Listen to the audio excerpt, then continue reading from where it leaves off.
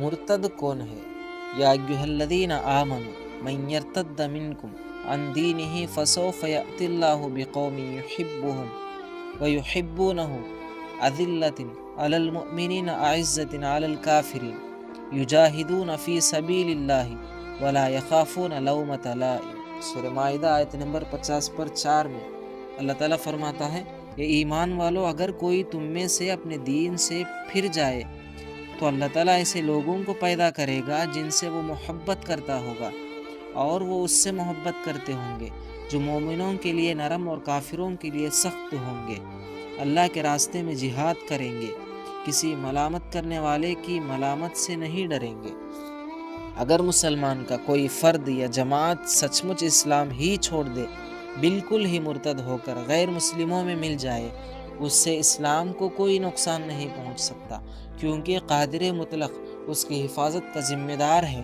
اگر مسلمان مرتد ہو جائے تو کوئی پرواہ نہیں، فوراً کوئی دوسری قوم میدان عمل میں لے آئے گا جو اللہ تعالیٰ کے دین کی حفاظت و اشاعت کے فرائض انجام دے گی۔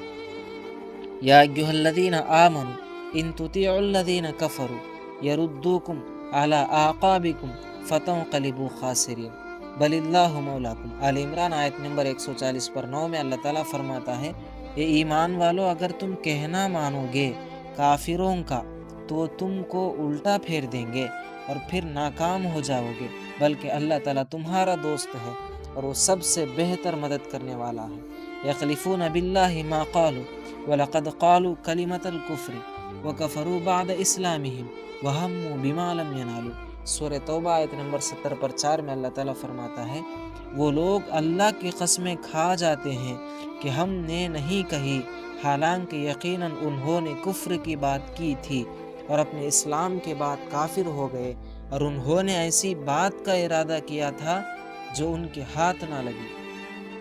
قرآنی پیشن گوئی میں ایک پیشن گوئی یہ ہے کہ نبی کریم صلی اللہ علیہ وسلم کے وصال کے بعد کچھ مسلمان دین چھوڑ کر مرتد ہو جائیں گے۔ چنانچہ قرآن کی ان پیشن گوئی کے مطابق واقعہ پیش آیا اور نبی کریم صلی اللہ علیہ وسلم کے وفات کے بعد عرب کے کچھ قبائل مرتد ہو گئے اور کچھ کذاب کے ساتھ ہو گئے جس نے نبوت کا دعویٰ کیا تھا۔ اس وقت صحابہ رضی اللہ عنہ نے اس ارتداد کو اللہ کے فضل و کرم سے رفع کیا۔ مرتدین کو بڑی ہضمیت ہوئی اور مسلمہ کذاب مارا گیا۔ حضرت ابو بکر رضی اللہ عنہ کے عہدہ خلافت میں حضرت خالد بن ولید رضی اللہ عنہ کے ہاتھوں یہ فتنہ ختم ہوا۔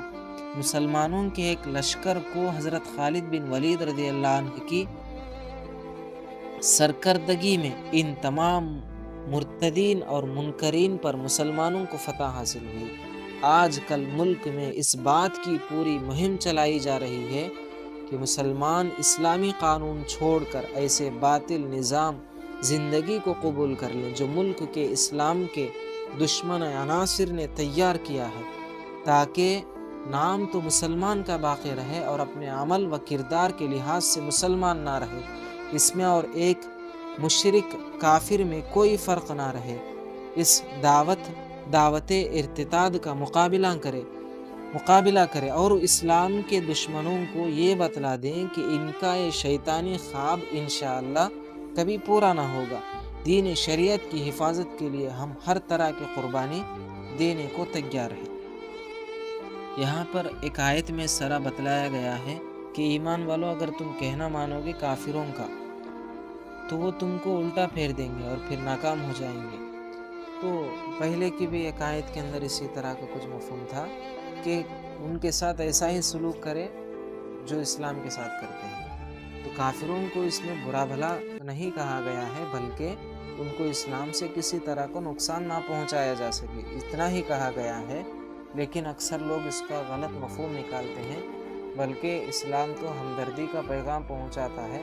اگر کافر کو بھی کسی طرح کی تکلیف ہو تو اس میں مدد کرنا چاہیے، مسلمان کو ہو تو مسلمان کو تکلیف ہو تو اس پر بھی مدد کرنا چاہیے۔ اسلام ہمدردی کے لیے بنایا گیا ہے۔ اسلام مذہب کے اندر ایک دوسرے کی مدد کرنا ہے اور مدد کرنے کے لیے ہی اسلام ہے۔ تو اس کا مطلب بعض اکثر لوگ غلط نکال لیتے ہیں. تو یہاں پر صرف کافر کا لفظ استعمال کیا گیا ہے، اور کافر کو اس لیے کہا گیا ہے کہ ان کے ساتھ اتنا ہی معاملہ کرے جتنا کرنا ہے، تاکہ اس سے دین کو نقصان نہ ہو، وہ بھی اسلام سے گیا ہوا ہو، کیونکہ وہ زیادہ نقصان کر سکتا ہے.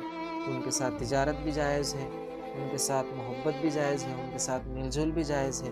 اس سے اسلام نہیں روکتا.